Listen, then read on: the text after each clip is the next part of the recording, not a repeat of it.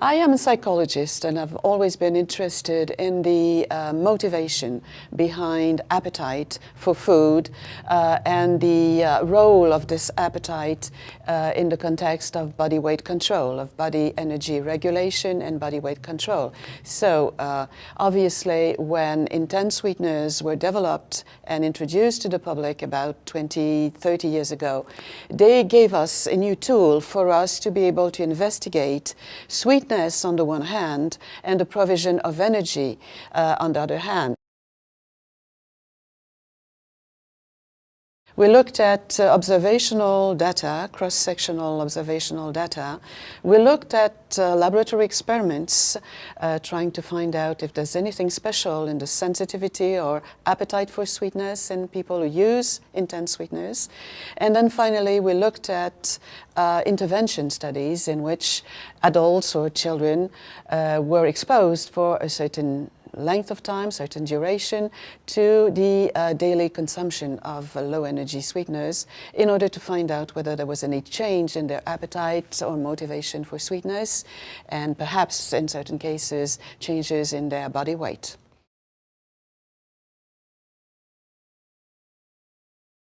It is a very impressive difference between users of low energy sweeteners and the rest of the population, in that users of low energy sweeteners do not use as much sugar, they do not ingest as much carbohydrate as people who do not use intense sweeteners.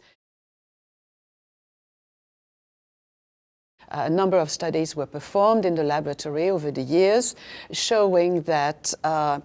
people differ greatly in their appetite for sweetness, and depending on whether you are dealing with someone who is already very much attracted to sweetness, adults, children, obese people, overweight people, normal weight people, and we have been able to ask them to use low-calorie sweeteners for various durations, a few weeks, a few months, and then look at the end of those interventions, whether there was any change in appetite, whether there was any change in the willingness to ingest sweet foods, and changes in body weight. And now we are very happy that we have this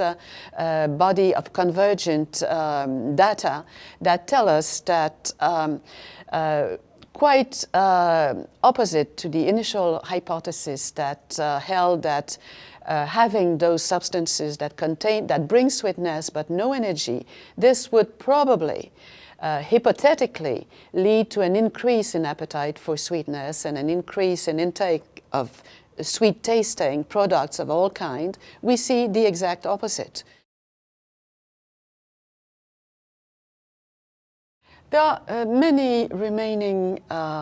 issues that we have to investigate.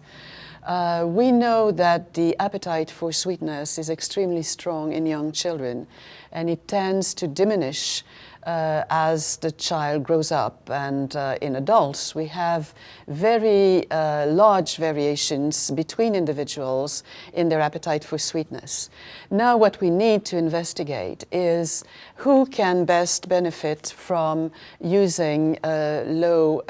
energy sweeteners in the context of a daily diet with the aim of improving body weight control.